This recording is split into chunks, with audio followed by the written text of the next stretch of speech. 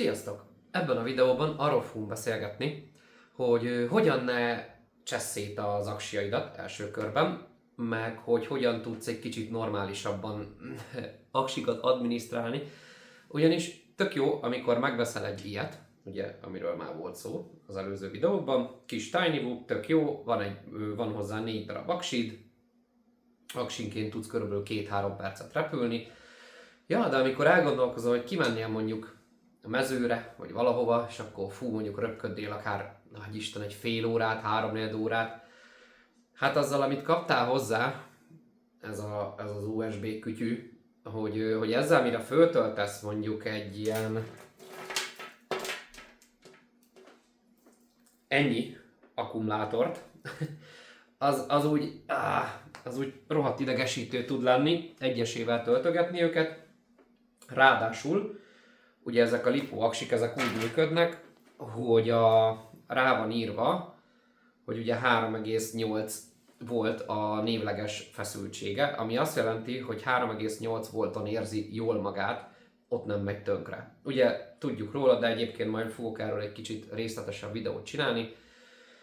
Ha túlmeríted mondjuk 3 volt alá a LiPo aksit, akkor túlmerült, meghalt, kész, véglegesen tönkre megy, ha pedig 4, jó mondjuk ez a HV, és azt mondjuk 4,35 fölé töltöd, legyen 4,4-re, elkezd felpuposodni, sercegni, és rohadtul káros az egészségre, meg a körülötte lévő dolgokra, ugyanis ezek aztán ki tudnak pukkadni, tönkre mennek, felpuposodnak, kigyullad, stb. Szóval egyébként nagyon vigyázni kell velük, nem szabad ütögetni, megtörni.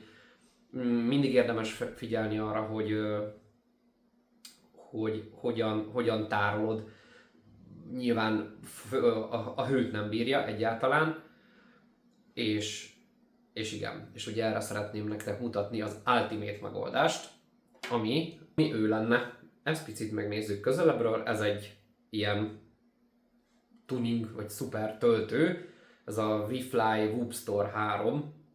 Egyszerre 6 darab aksit tudsz rajta tölteni, beállítható, különféle programok vannak rajta, stb. Mindjárt mutatom, hogy hogyan. Nos tehát, itt is volna a kis kütyünk. Na, annyit kell róla tudni, hogy nem adnak hozzá külön tápot, hanem neked kell valahogy áramot szolgáltatni neki. Egyébként ezt lehet USB-C-n, XT60-as külső tápról, igazából én egy régi laptop töltőt alakítottam át, negatívra a negatívat, pozitívra a pozitívot szépen rákötöttem, zsugorfóliával, minden, nehogy zárlatos legyen, és egy Temuról rendelt XT60-as csati, igen, Temu. Semmi gond velük, egyébként teljesen jól működnek. Szépen be tudod dugni. Egyébként itt van rajta, hogy 40 wattot kell neki minimum adni, 26 volt az, amit lehet neki. Egyébként ez egy 19 voltos laptop táp, úgyhogy igazából teljesen jó. Kicsit közelebb jövünk, és akkor itt látszik, hogy ugye 6 darab aksit lehet egyszerre rátenni. Be tudod állítani, hogy hány voltra töltsön. Látszik ott a jobb felső sarokból 4,2, 4,35, ugye itt a HV-s aksikat kell ezen tölteni. 3,8 volton pedig, amikor tudod, hogy nem fogod használni az aksikat, 3,8 voltra kell őket tölteni, így tutira nem fognak felpuposodni, meg meghalni a szekrényben. Illetve még be lehet állítani, hogy hány amperrel töltsön. Hát ugye az a mondás, hogy 1C-vel töltjük az aksit, tehát azt mondjuk, hogy ha 300 milliamperos, akkor ugye 0, igen, hosszan nyomod, akkor elindul, akkor 0,3 amperrel érdemes tölteni. Mondjuk legyen 0,4, attól még baja nem lett senkinek. Jó, és akkor szépen csak fogod, most ugye erre a 3,8 voltra fogjuk őket feltölteni, és akkor szépen bele tudod gyugogatni a megfelelő csatiba. Jó, be van dugva mind a 6 darab aksi, így úgy néz ki, mint egy elbaszott pók. Jó, és akkor azt mondjuk, hogy 3,8, tehát most ezeket tárolni szeretnénk. Elindítod, és akkor itt írja, hogy oké, őt még töltenie kell. Viszont az benne a jó, hogyha 3,8-ra van beállítva, és túl van töltve az fölé az aksi, tehát mondjuk 4,2-re vagy 4 voltra, akkor szépen leszívja. És akkor szépen beállítja mind a 6 aksit erre a 3,8 voltos feszültségre. Nagyon hasznos, mert jártam úgy, hogy mondjuk feltöltöttem az aksikat, és rájöttem, hogy nem fog tudni kimenni drónozni, mert mondjuk rossz az idő, vagy ilyesmi, és nem illik őket felhagyva, tehát feltöltve hagyva 4,2 voltra, mert azon tudnak károsodni, tehát ott elindul a gázképződés, és elkezd felpuposodni az aksi, aztán használhatatlan lesz, rossz esetben meg ugye leég a ház, úgyhogy érdemes őket visszaállítani erre a 3,8 voltos tárolási feszültségre.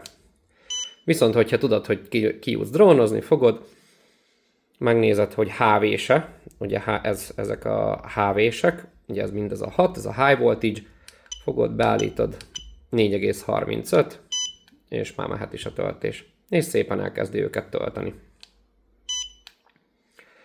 Jó, tehát így hatosával elég hatékonyan és gyorsan tudsz aksit tölteni, hozzáteszem biztonságosan, viszont amennyiben LiPo aksikat töltesz, ezt a lítium polimer ugye RC-zéshez használt akkumulátorokat, soha, de soha ne hagyd felügyelet nélkül. Tehát mindig legyél ott, amikor tölt, legalábbis a környéken, ne hagyd otthon, hogy majd jó van a főtölt, és akkor majd tök jó lesz. Eléggé instabilak és szeretnek felgyulladni, meg ilyenek, úgyhogy mindenkit erősen sarkalnék arra, hogy vigyázzon. Na szóval most már tudjátok, hogyan kell akkumulátort tölteni biztonságosan, illetve tárolni. Nagyon fontos, tárolási kapacitáson tároljuk, mert különben elrakod normálisan, tehát jól néz ki, 2 hét múlva előszeded, és így fel van puffadva, mint egy megromlott szaloncukor. Na, olyankor aztán azt nagyon nem szabad se kidobni semmit. Igazából ilyen speciális helyre le kéne adni, ahova az akkumulátorokat átveszik, mert tényleg rohadt veszélyes és nagyon ki tud gyulladni, úgyhogy nagyon vigyázzatok vele. Amint megjavul az időjárás, most jelenleg fúj a szél, ki fogunk menni és kipróbáljuk most már tényleg a kis drónt, megvan a szemüveg, megvan a távirányító, megvan maga a drón, aksi töltő, szóval most már mindent tudtok, és már megmutatom, hogy kell vele királyul repülni. Egyébként, aki még nem iratkozott fel a csatornára, az nagyon szépen kérem, tegye meg, és jöhetnek a kérdések kommentbe, illetve a algoritmus boostoló lájkok. Köszönöm szépen, hogy megnéztétek, sziasztok!